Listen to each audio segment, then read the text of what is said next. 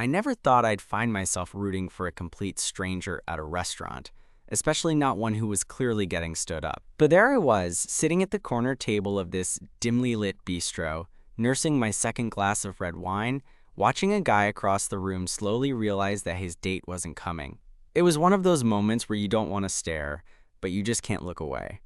I'd come to this place on a whim after a long day at work, mostly because it was close and I was hungry, and maybe because I secretly hoped the evening would surprise me. The kind of night where you go in expecting nothing, and somehow, something happens anyway. I ordered a bottle for myself, figuring it'd last a while, and settled in with a book, half paying attention to the muted jazz playing overhead, half scanning the room. It's a cozy spot, with these exposed brick walls and flickering candles on every table. Perfect for dates, or for people like me who just want to disappear for a bit. That's when I noticed him.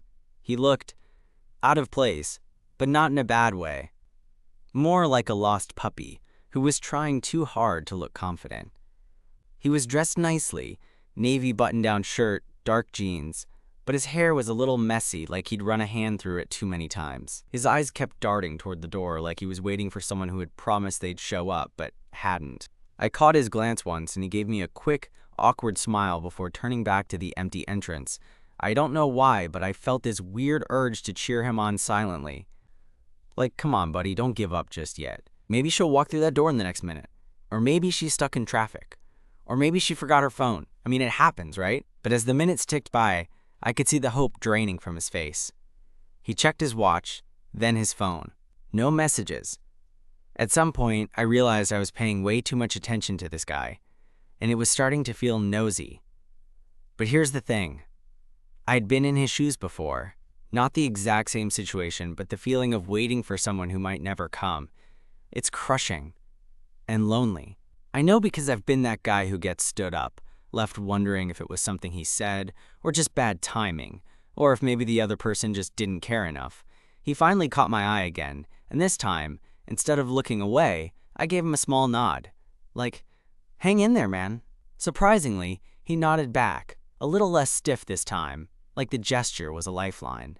I don't know what came over me, but I decided to do something that I almost never do. I got up, grabbed my glass, and walked over to his table. I introduced myself as Jake, and he said his name was Ryan. He looked genuinely surprised someone had come over, like he was bracing for rejection or awkwardness.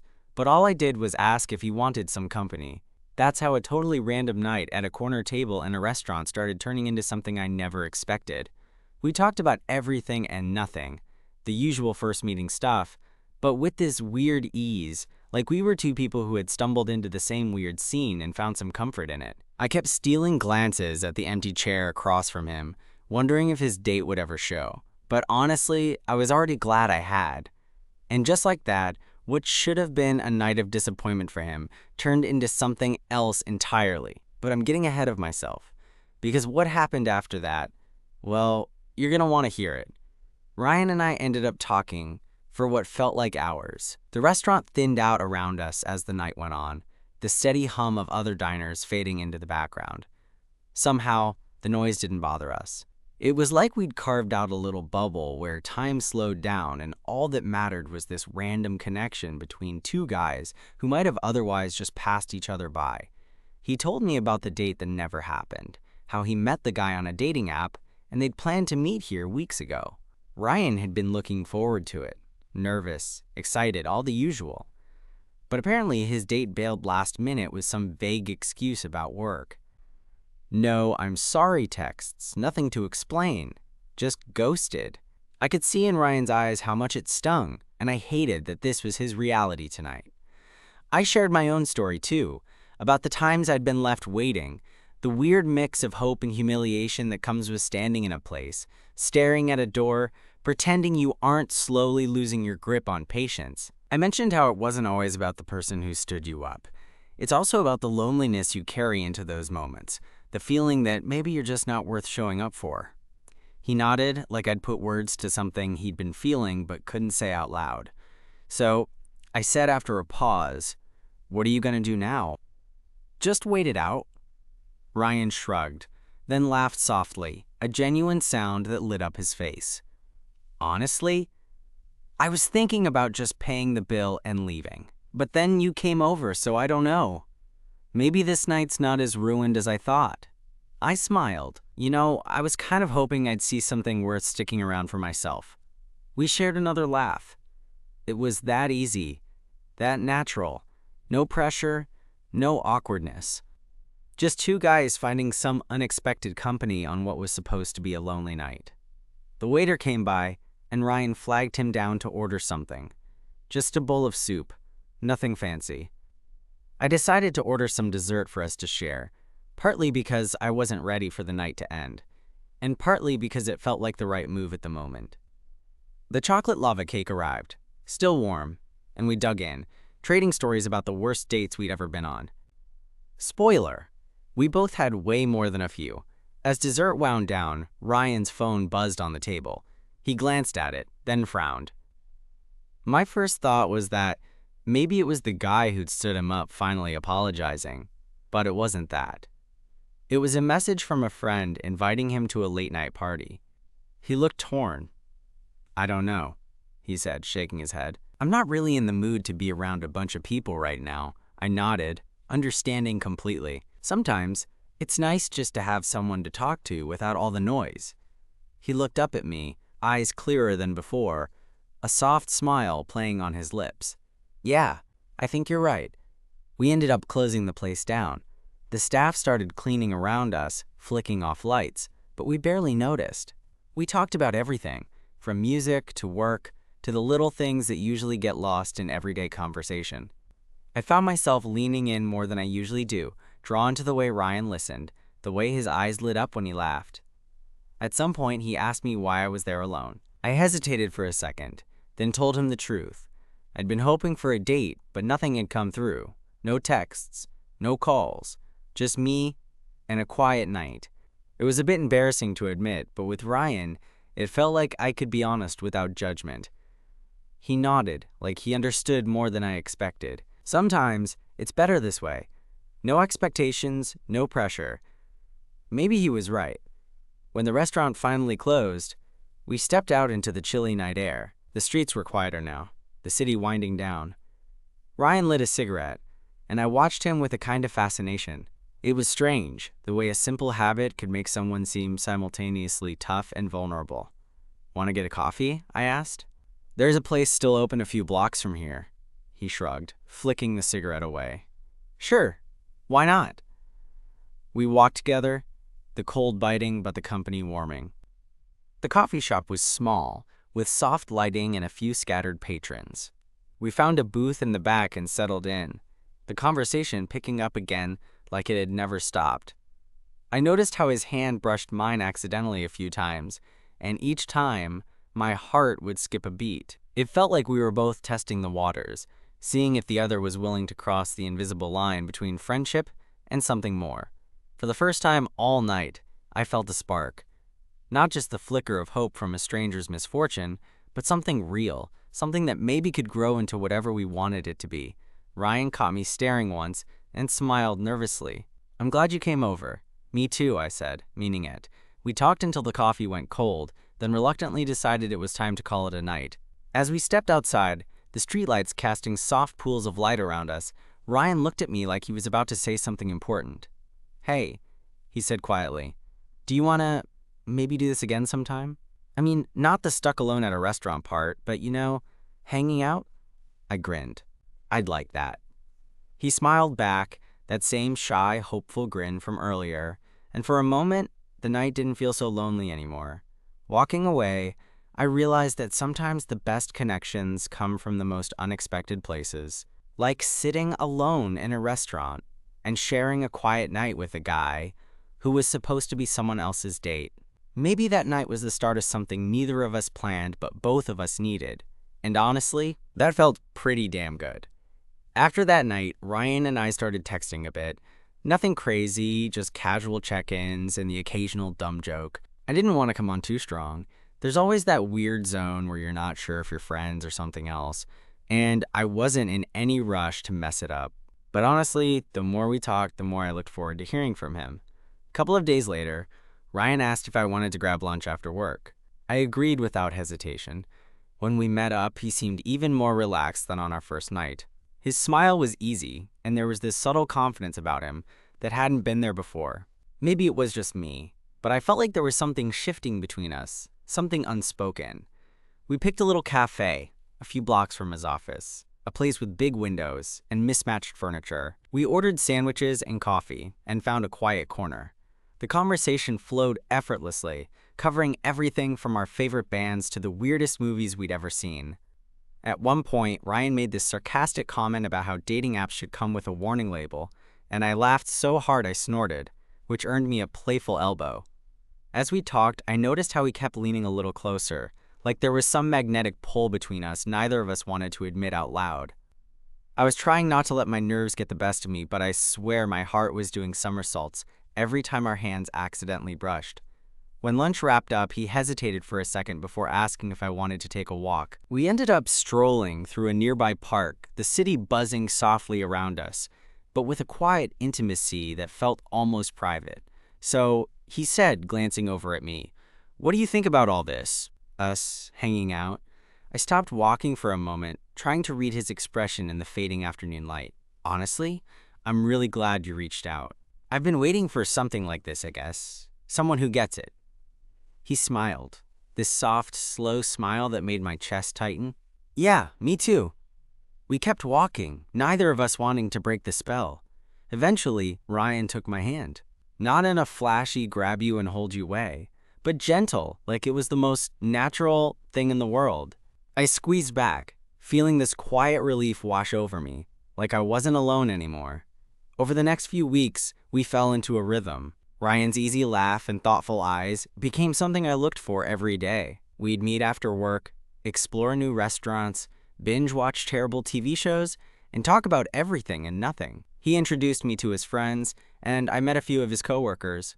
It felt like our worlds were slowly stitching together, and for once, it didn't scare me. Of course, it wasn't all perfect. There were awkward moments, like the first time I cooked dinner at his place and accidentally set off the smoke alarm. Or when he got quiet for no apparent reason, and I had to remind myself not to overthink every silence. But even then, there was this underlying honesty between us that made it feel real. One night, about a month into this thing we had going, Ryan invited me over to his apartment. It was a small place, cozy, with a bunch of books stacked neatly on shelves and plants hanging from the windowsill. We cooked dinner together, laughing over my terrible chopping skills and his questionable seasoning choices. Afterward, we settled on the couch, the room dim except for the soft glow of a lamp. We talked for a while, but eventually the conversation faded into comfortable silence. That's when Ryan looked at me, this mix of nervousness and something deeper in his eyes. "I've been meaning to ask," he said quietly. "What do you want from all this? From us?" I felt my breath catch. It was the moment I'd been waiting for, but also kind of dreading. I didn't want to mess it up, but I knew I had to be honest. I want to see where this goes. With you. I don't want to rush, but I also don't want to waste time pretending it's just casual. He smiled, relief softening his features. "Yeah, me too." We leaned into each other, and that night, the first kiss was gentle, but full of everything we'd been holding back. The loneliness, the hope, the new beginnings.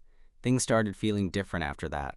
We weren't just hanging out anymore, we were building something. There was a kind of excitement in the everyday moments. Sharing coffee in the morning, texting goodnight, making plans for the weekend. It was simple, but it was real. But, like any story worth telling, there were bumps. One night, Ryan got a call from the guy who'd stood him up that first night. Turns out the guy wanted to meet again. Apologized for the last-minute bail. Said he'd messed up. I could see the conflict in Ryan's eyes when he told me. "I don't know what to do," he said, voice quiet. Part of me wants to see if there's something there, but another part of me feels like I've already moved on. I took his hand, squeezing it. "Whatever you decide, just be honest with yourself. You deserve that." In the end, Ryan never went back. The past stayed where it belonged, and what we had grew stronger. I don't know if that night he was stood up was fate or just dumb luck, but I'm damn glad I was sitting alone in that restaurant, ready to say hello when he needed it most. Sometimes, the best things come from the worst nights. And sometimes, getting stood up means showing up, just for someone who might turn out to be way better than you expected. After Ryan decided not to revisit that old flaky guy, things between us felt like they really settled into something meaningful. But as much as I wanted to believe in the easy part of new relationships, the laughs, the shared playlists, the lazy weekend mornings, there was this undercurrent of uncertainty I couldn't quite shake. Not about Ryan necessarily, but about myself. I'd been out of the dating game for a while, mostly avoiding the messy, exposed parts of starting over. And here I was with Ryan, someone who made me want to try again, but also scared me in ways I hadn't expected. One chilly Friday evening, a couple of months in, Ryan invited me over after work. His apartment smelled like cinnamon and something else, maybe the woodsy candle he'd lit. He was wearing that navy sweater that always looked like it belonged in a vintage film, and his hair was tousled just right. The way he greeted me with that shy smile made my knees weak. We cooked dinner together, the kind of simple thing where you're more focused on stealing bites off each other's plates than the food itself. The conversation was light at first, but then Ryan got quiet, leaning against the counter with his arms crossed. "Can I tell you something?" he asked, voice low. "Always." He hesitated, then met my eyes. "I've been thinking a lot about how fast this is moving. I mean, not that I want to slow down or anything, but I guess I'm just nervous. About feelings. About what happens if this doesn't work." I nodded slowly. "Yeah, I get that. It's scary putting yourself out there, especially when you've been hurt before." He smiled, a little wry. "Exactly. I don't want to screw this up."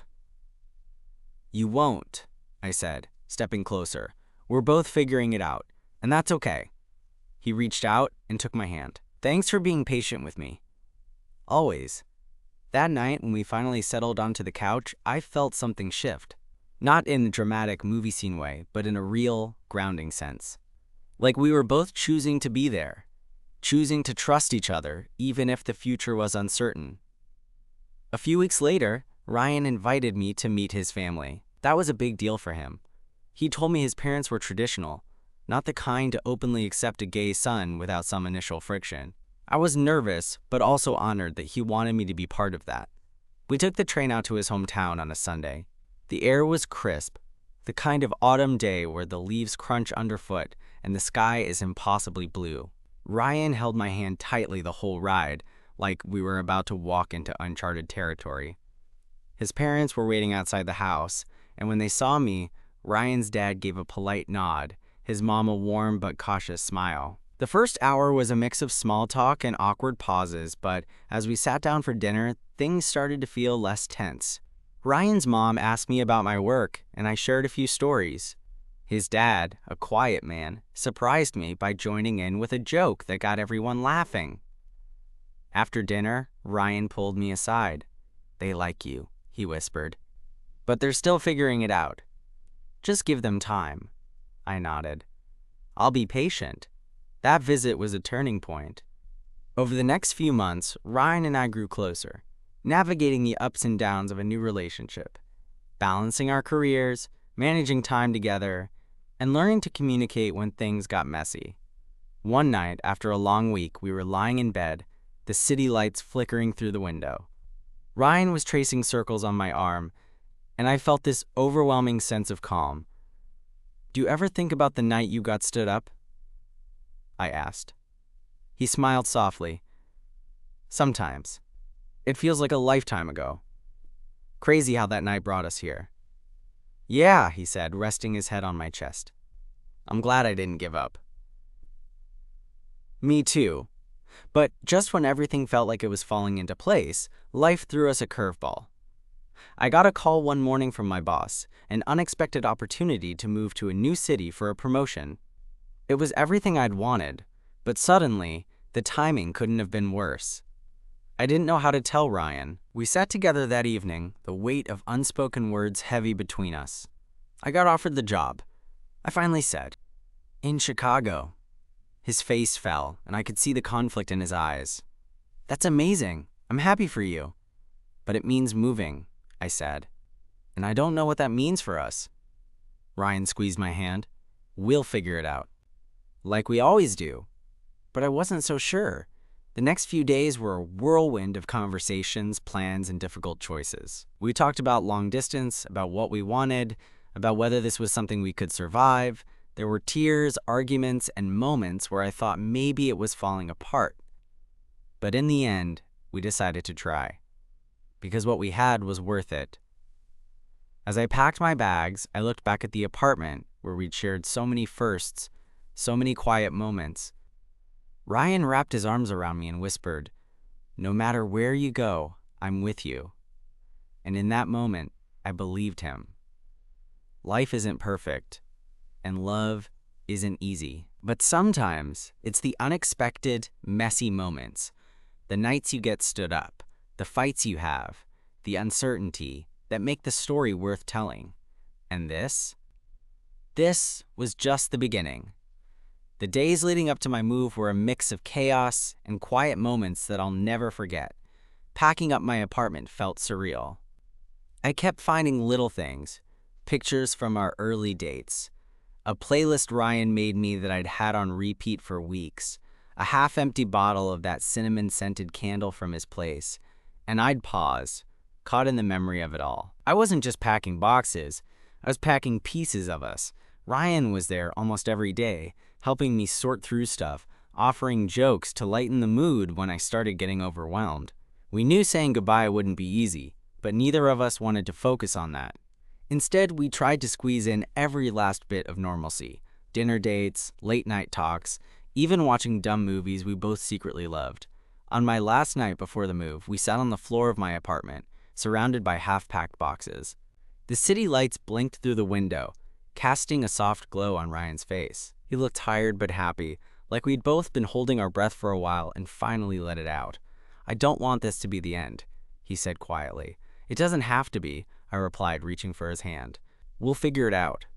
There was a long silence, just the sound of our breaths and the distant hum of traffic.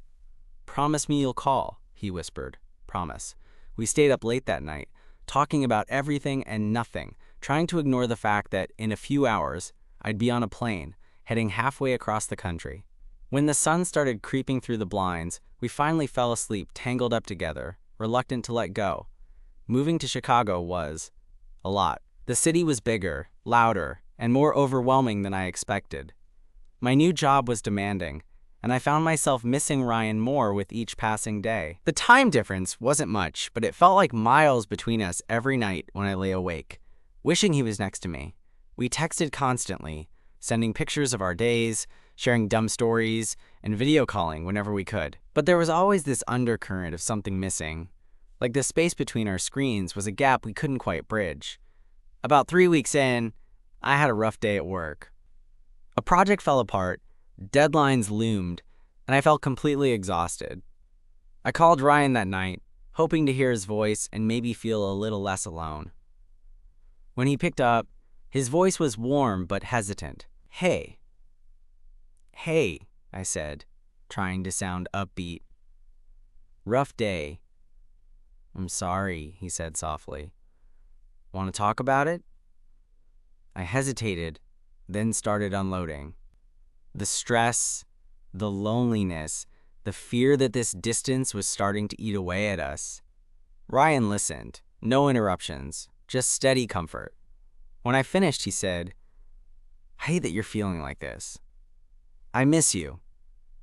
"I miss you too," I admitted.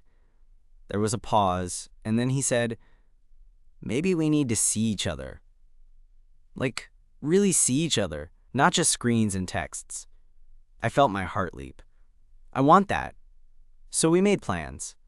Ryan booked a ticket, and a few weeks later, he was on a plane to Chicago. Seeing him walk through the airport terminal was one of those moments you replay in your head forever. He looked a little tired, maybe nervous, but that smile was pure light. We spent the weekend exploring the city together, walking the lakefront, trying deep dish pizza, which I still argue is overrated, and sitting in a little jazz bar where the music was as warm as his hand in mine. It felt like we'd closed the distance, even if just for a moment. On our last night, we sat on the rooftop of my apartment building, the city skyline sparkling around us. Ryan leaned his head on my shoulder. "This," he said, "this is what I needed." Me too. But as the weekend came to a close, reality set back in. He was flying home, and I was facing the long stretch of days without him again. I don't want to lose this, I said, voice trembling a bit. Neither do I, he replied. But we have to be honest with ourselves. Long distance isn't easy. No, I said, but maybe it's worth it? He smiled, his eyes shining. It is, as long as we keep fighting for it. And in that moment, I felt something solid and real between us. Not just hope, but commitment. A promise that whatever came next, we'd face it together. The days that followed weren't perfect. We had arguments about missed calls, about jealousy, about the exhaustion of living in different time zones. But we kept coming back to each other, talking through the hard stuff, holding on to the good. One night, as I was scrolling through my phone, I found a message from Ryan that made me stop in my tracks. Just 3 simple words, I love you. I stared at it for a long time, heart pounding. I wasn't ready to say it back yet. Not because I didn't feel it, but because love felt like a big, scary step. Still, I typed back, me too. That was the beginning of a new chapter, not just 2 guys who met by chance, but 2 people willing to try, to grow, and to hold on even when it wasn't easy. Sometimes, love doesn't come wrapped in perfect moments. Sometimes, it arrives in the middle of being stood up, in the quiet kindness of a stranger's smile, in the messy, complicated dance of 2 lives intertwining against the odds. And maybe that's the best kind of love there is. After months of balancing time zones, missed calls, and all the little challenges that come with long distance, Ryan and I finally made a decision. We couldn't keep living in 2 different cities, trying to make something work over screens and schedules. We needed to be in the same place, not just for us, but for what we wanted together. So Ryan packed up his life and moved to Chicago. It wasn't easy. There were uncertainties and adjustments, awkward first nights figuring out whose toothbrush went where, and how to share the tiny closet. But there was also this incredible feeling of coming home, not to a place but to a person. We weren't perfect right away. We had moments where the old fears and insecurities bubbled up, but this time, we talked through them. No pretending, no second guessing. Just 2 people trying to build something honest and real. The kind of relationship you don't find in movies, but that feels like the best kind of love anyway. The kind that grows in quiet moments, in shared routines, in waking up next to someone and knowing you're exactly where you're supposed to be. One night, a few weeks after Ryan moved in, we were sitting on the couch, just tangled up and watching a show neither of us was really paying attention to. He looked over at me, eyes soft, and said, "You know, I never expected that night I got stood up would lead me here." I laughed, shaking my head. Neither did I. He reached out and took my hand, fingers threading together like they'd always been meant to. "I'm glad you were sitting alone." Me too, I said. In that moment, all the awkward first dates, the missed connections, the nights feeling lonely, it all made sense. Sometimes the best beginnings start in the worst situations. Sometimes getting stood up isn't the end of the story, it's just the very start. And as I looked at Ryan, his smile, his warmth, the way he fit so perfectly beside me, I knew that whatever came next, we'd face it together. Because sometimes, love shows up unexpectedly, and when it does, you hold on tight. And that's exactly what we plan to do.